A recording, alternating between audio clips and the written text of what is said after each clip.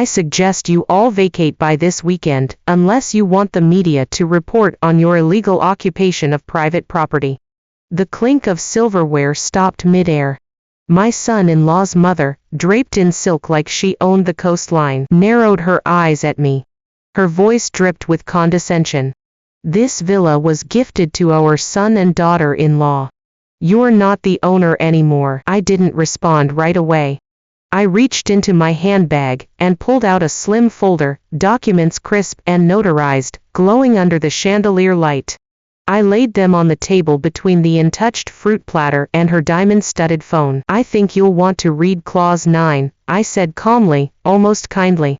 She scoffed, flipping through the pages with bored fingers until her gaze froze. Her fingers stopped. Her face drained of color. My daughter stood in the corner, silent, eyes wide with disbelief. Her husband muttered under his breath, "What is this?" I turned to him. "It's the part where your family learns the difference between gifting and signing away power. This villa was for my daughter's happiness, not your family's retirement plan." No one spoke. The air thickened. I leaned forward, my voice still low. "You have 72 hours. After that, I won't be the one knocking." When I gave my daughter the villa, it was more than bricks and elegance, it was a symbol. A gesture of trust. Of love. A quiet promise that she would always have a place to land, no matter where life or marriage took her. I still remember her tears when I handed her the deed. "Mom, are you sure?" she'd whispered. I kissed her forehead. "It's yours. Build your peace here." 3 weeks later, I decided to surprise her. I brought over a bottle of her favorite wine and a hand-carved vase from my last trip. I imagined we'd sit on the terrace, watching the tide roll in, just the two of us. But when the door opened, it wasn't my daughter who greeted me. It was her mother-in-law, wrapped in a silk robe, her hair still wet from a shower. She blinked, clearly annoyed I'd come without calling. "Oh, it's you." No warmth. No welcome. Inside, the house had changed. My daughter's soft touches, lavender candles, minimalist decor. The quiet sense of space had been replaced. Loud colors. Gaudy ornaments. A massive golden Buddha statue sat where the reading nook used to be. Her father-in-law was snoring on the leather couch, legs spread wide, television blaring. The air smelled of fried oil and entitlement. I tried to hide my shock. "Is my daughter home?" She waved a lazy hand. "She's out grocery shopping. We've been here a while now, saving on rent, you know." She laughed like it was a clever joke. "Don't worry, she's adjusting."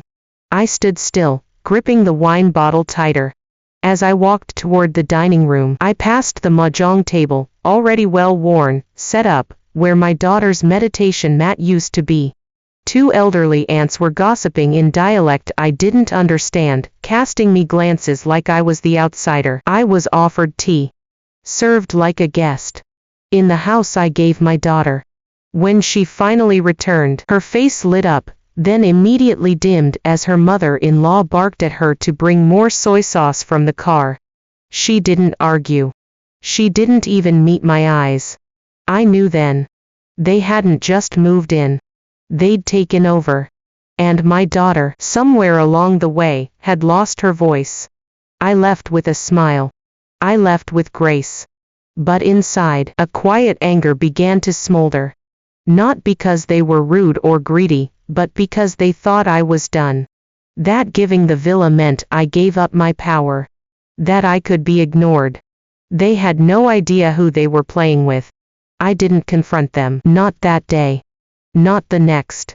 Not even when my daughter called days later, and hesitated before saying, "Mom, do you mind if they stay a little longer? Just until his parents finish renovations." I told her what she needed to hear, of course. "Sweetheart. Whatever makes you comfortable." But comfort wasn't what I saw in her eyes. I saw unease. Shame. The way her smile had become something rehearsed. People like her husband's family mistake silence for submission. They think a soft voice means weak resolve. They look at an older woman who bakes, who listens, who doesn't raise her voice and assume she's harmless. That's their first mistake. What they didn't know is that I once managed 3 properties, invested in commercial real estate before it was trendy, and wrote every clause of that villa deed myself, with one particular line highlighted in my copy. Clause 9. In the event that the primary resident is unable to exercise sole dominion over the gifted property due to the extended occupancy or influence of third parties, full legal ownership and administrative rights revert to the grantor without notice. A mouthful for most. But to me, it was a key. A silent safeguard. I kept it quiet. I waited. I let them grow comfortable. Overconfident. I followed their family's social media, not to spy, but to understand. They posted videos of karaoke nights, cooking feasts, garden parties. They invited their friends, old schoolmates, even business partners, hosting them in my daughter's villa as if it were their own. Once, someone posted a comment, "Your home is beautiful. Bought it yourselves?" And the mother-in-law had the audacity to reply, "Yes, our son's wedding gift from his in-laws. Ours now, basically." That comment stayed with me. So did the CCTV footage I had quietly installed when the villa was first built. The camera nestled in the eaves of the roof, where no one thought to look, recorded everything. It showed how my daughter cooked alone while they criticized her seasoning, how her husband stood silently while his mother demanded she change curtains, repaint walls, redo the landscaping, because it didn't feel like theirs. I said nothing. I didn't storm in. I waited. And I gathered evidence. Screenshots. Footage. Deed clauses. Lawyer consultations. They had taken my daughter's sanctuary. But they had no idea they were standing in a trap of their own making. The first real crack came not from a dramatic moment, but a subtle one. My friend, Li Hua, who runs a small interior design studio, called me one evening. Her voice held that restrained tone polite women use before delivering gossip. Have you seen the villa recently? Your daughter's." I hesitated. "Why?" "Well," she exhaled, "her mother-in-law booked it out to one of my clients, for a weekend wedding shoot. Said it's their family estate. And they're charging for it." My blood ran cold. I checked online. Sure enough, there it was, on a wedding venue site, Oceanview Orchid Villa, elegant family estate for events, private bookings available. The contact number belonged to my daughter's sister-in-law. My daughter didn't even know. They weren't just squatting. They were profiting. Turning the gift I gave in love into a side hustle to fund their lifestyle, without permission, without shame. That weekend, I drove past the villa. Cars filled the driveway. Red satin banners fluttered from the balcony. Laughter spilled out through open doors. I stayed in my car. Watching. Silent. Calculating. The next day, I made an anonymous reservation. One night. Premium rate. Just to confirm they'd accept a stranger's booking. They did. And as luck, or karma, would have it, they messaged me back on the family group chat by mistake, thinking I was the photographer. "Make sure you don't mention it's not legally our house. Just say it's our family estate, everyone falls for it." Smiley face. Thumbs up emoji. My chest tightened, not with rage, but with a deeper emotion. Betrayal. Not just of me. Of my daughter. She hadn't called me in 2 weeks. When I finally called her, she picked up on the third ring. Her voice was small again. "They're saying you're being territorial. That you're making things difficult." I didn't argue. I simply asked, "Have you seen the villa deed recently?" There was a pause. Then, quietly, "No." I could hear the gears turning in her head. Good. She was waking up.